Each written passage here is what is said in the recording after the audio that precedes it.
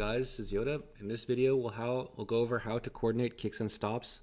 The shot caller, as you know, I do shot call both of the groups that I play in with my DH and my warrior. We have footage from both of the rookeries that they do, so you can see how we change the pulls up and how we coordinate stops in both groups. DH group is kind of more of a meta comp, except we do have H balance at Oracle Priest. You can see how that changes our kicks a bit, and sometimes it just doesn't matter. So to start off with, we'll do the first pull. So there's 3 casters in this pull. Also, one thing to note, you'll notice that 3 of them are marked, right? We have Skull, X here, Square, and Moon. Our group, and I think most groups, honestly, at this point, use a macro where it sets focus to a caster, and it also puts a mark. Since I see that this mob has X on it, I know that JPC has it on focus.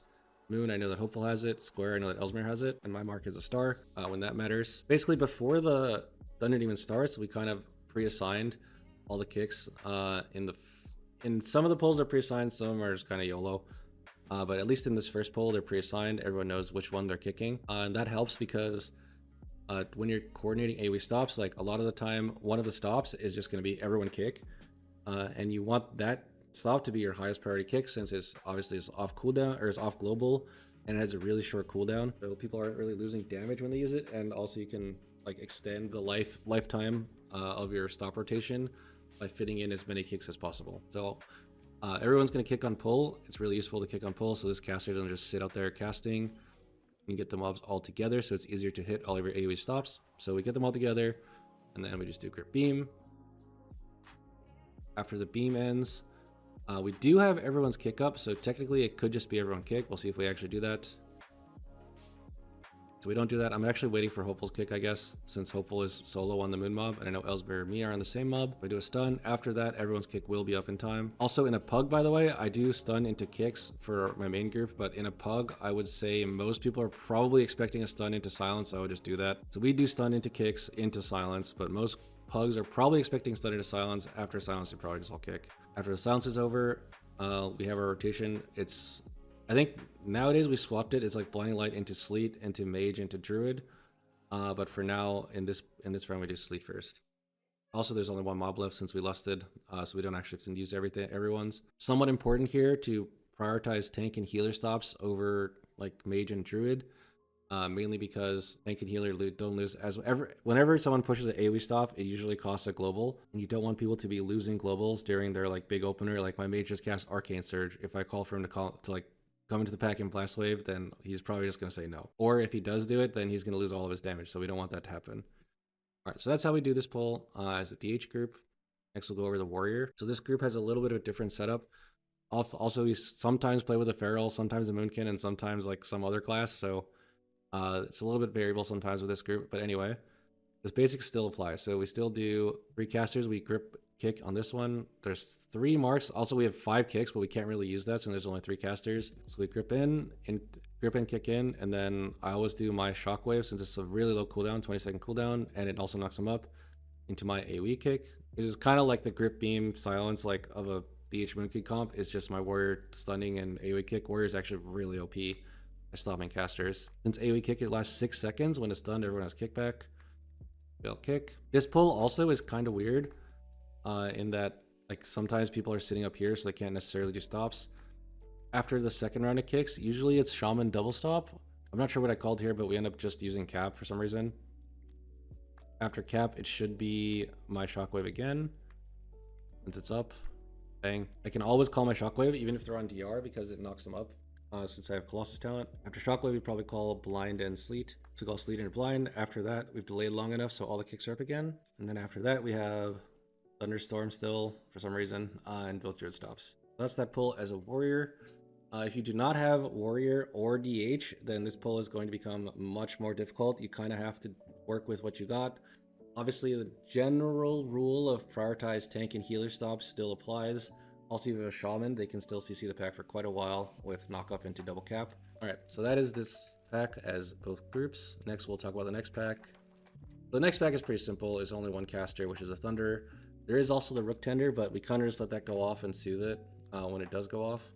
The only thing really to note in this pack is that the Wild Lightning cast has a lot of ground denial. So, for instance, if I had called the Holy Paladin's kick here, that would have been really bad because he probably wouldn't be able to get it since it's like in poop. Fortunately, this mob only needs 3 kicks, and we have 3 range kicks. Every group has 3 range kicks, so you can just not deprioritize your melee kicks in this pull. Warrior group is pretty much the same thing.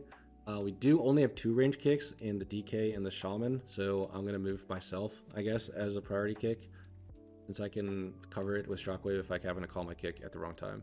All right, after that, we go on to the next pull, which is a little bit more difficult, obviously, since there's more than one caster. So my main group, we actually do and kind of a unique setup here. Since we have 4 kicks in our group, we do we CC 2 of the casters. Technically, we could play them all at once too and just all kick as one stop. But we change it to do, I'm not sure where you still do this, but we set it up so that since there's another pull after with basically no casters, we decide to split the casters up into 2 groups of 2. Here we can do kick pairs. You can see one has Square and one has Moon. We usually assign me and Ellesmere, so we have tank healer on one and both DPS on the other one. So after the grips, it's going to be first kicks into second kicks into like grip beam. However, you note that both DPS did kick. After seeing this, I decided to skip past that one and move to the next stop, which is grip beam. In a pug, they're probably honestly not expecting you to do kick pairs. You would probably, especially because most pugs play with Oracle Priest, so you would probably just CC one and then play all 3, play 3 casters, and then just use all kicks as a stop. So we do first kicks, then we were going to do second kicks, but we overlapped, so we moved to the next one, which is grip beam. After the beam, first kicks are back up. Then it's me and Hopeful trying to kick next, but I noticed that Hopeful's kick is on cooldown, so I'm probably going to stun. I do my Chaos Nova there. At the end of the Chaos Nova, me and Hopeful will have kick again. And one more stop probably to make time for James and Ellesmere. So there's a silence, and then we have James and Ellesmere next. And we need to do stops to make time for my kick and Hopeful's kick to be back up. So prioritize, I think I prioritize blinding sleet here again. Oh, I actually did call blinding light. Okay, after blinding light, it should have been kicked, but I think I call sleet again. Fortunately, the pack is dead before this kind of matters. Since there's 2 casters here, we actually play it a little bit safe here. We keep one CC'd and then bring this Thunderer into the next pull and then focus it, and then when it's dead we focus the next Thunderer. Technically this is a little bit slower than playing them together. However, you'll note that Silent Sigil is on cooldown, so it's better to like play safe than to run out of kicks and let someone die. We bring it in solo, we just play this one caster, rotate kicks on it, and then play the next caster. I think the route is a little bit different now, so we wouldn't be able to do this, but this is how we set it up in the past. Alright, let's see my warrior do it. Looks like a very similar pull. With one mob CC'd. I'm actually not sure why we CC that at this point, but there's 3 casters, we have 5 kicks, so we're just going to do a round of kicks. And the standard Shockwave into AoE kick. Shockwave, AoE kick. At the end of AoE kick, all the kicks will be back up.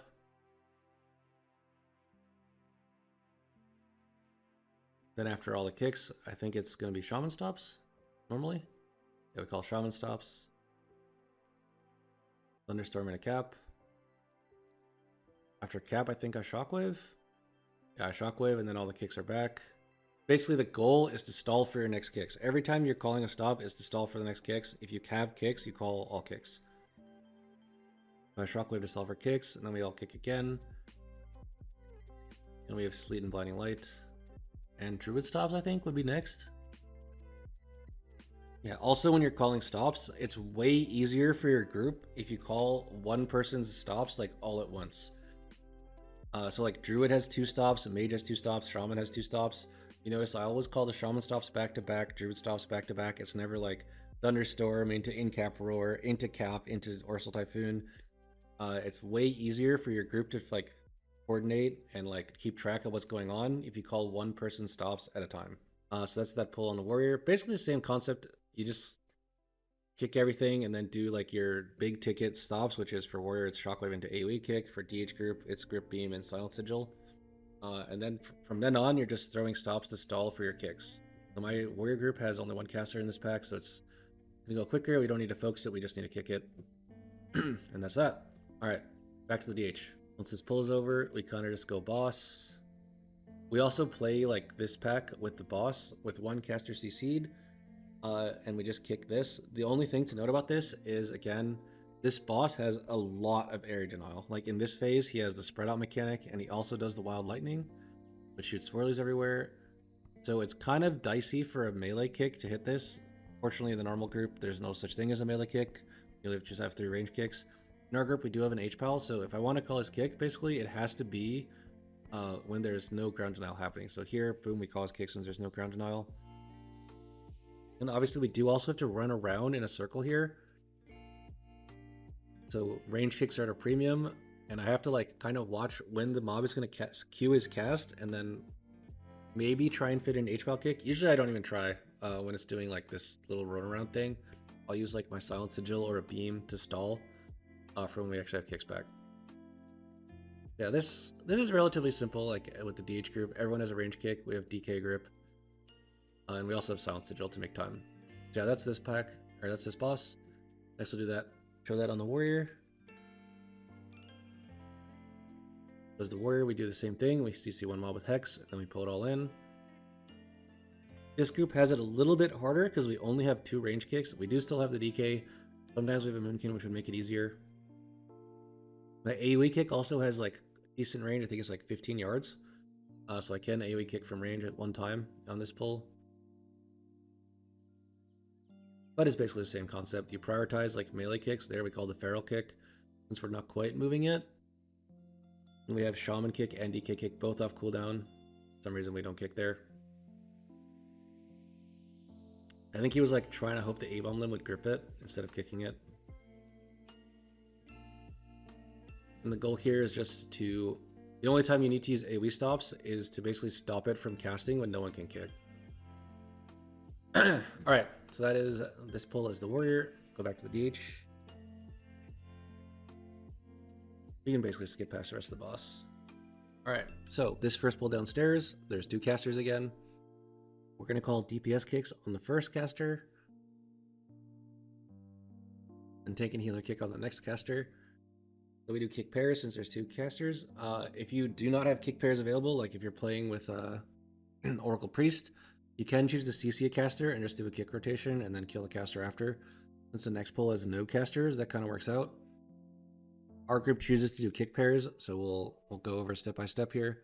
So Mage kicks this on pull, and I kick on pull, and then we have DK and Paladin kick. And it's going to be grip beam. Obviously, in a pug, I would just do 1 round of kicks into grip beam. After the beam, we have kicks again. Sorry, my sub notification is kind of covering it, but we do have kicks again. I think we even have second kicks back. Yeah, we have second kicks back. And then we silence. Basically, by rotating in kicks, you notice we never even had to call like Blinding Sleep, Mage Stop, Druid Stop. None of that even needed to be used in this pull. Because we have kick pairs, so we just delay having to use stops for that long. If you CC one mob with the normal comp 2, you basically never need to go into AoE stops either with that pull. Next pull has no casters, so we'll skip over it. We'll go back to the warrior.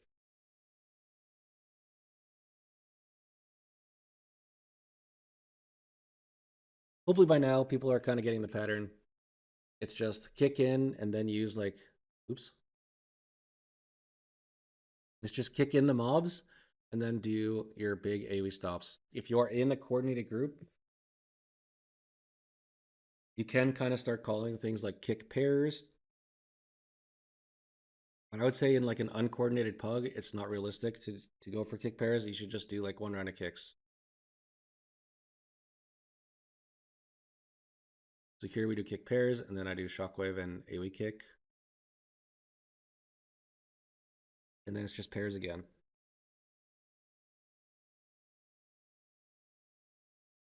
Simple enough.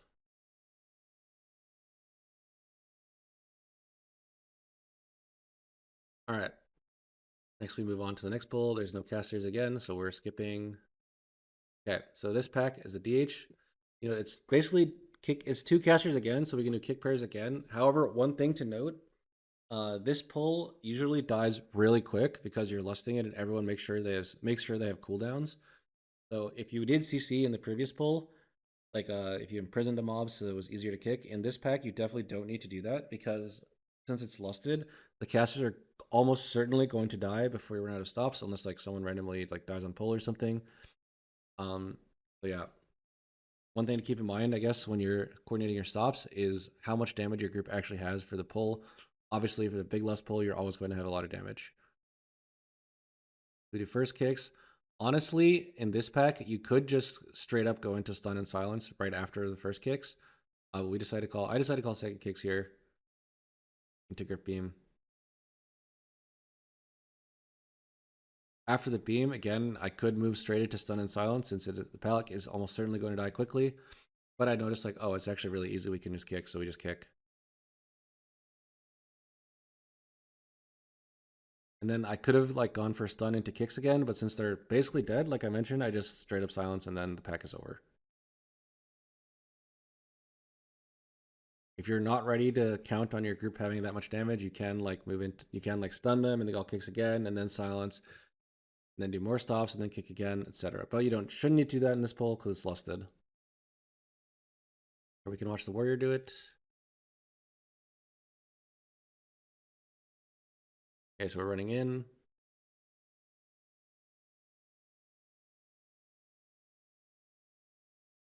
And we do first kicks, barrel stun, LOL. Then we should have second kicks before the ground becomes like crazy. Then the standard shockwave into AoE kick. Oh, I actually did an AoE kick there. I think I missed one. We actually kind of botched it there, but fortunately it is lust, so the caster just died really quick. Okay, so that's that pull, but it would just be the standard like kicks and then kicks again and then shockwave AoE kicks and then kicks again, etc. All right. And that is kind of it for the rookery. Like the rest of it is just unCCable mobs that you kind of rotate kicks on. And that's it.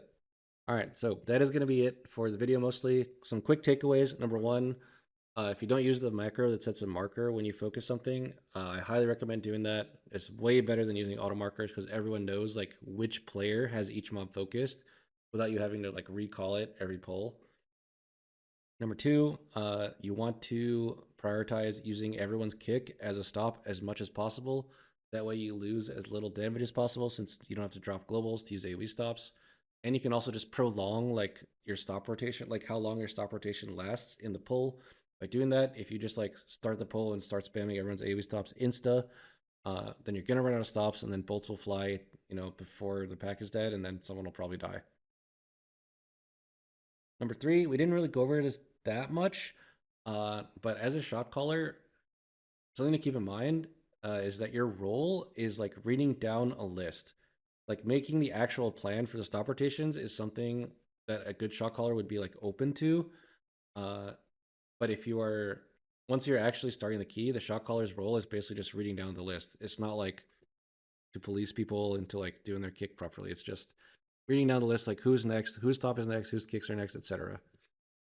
And also one other thing, when you're calling stops, it's way easier if you call the same person's stops back to back. Like I would call mage stops and then druid stops. I wouldn't call like incap roar into blast wave, into typhoon, into supernova. It's just mage stops and then druid stops. Makes it way easier.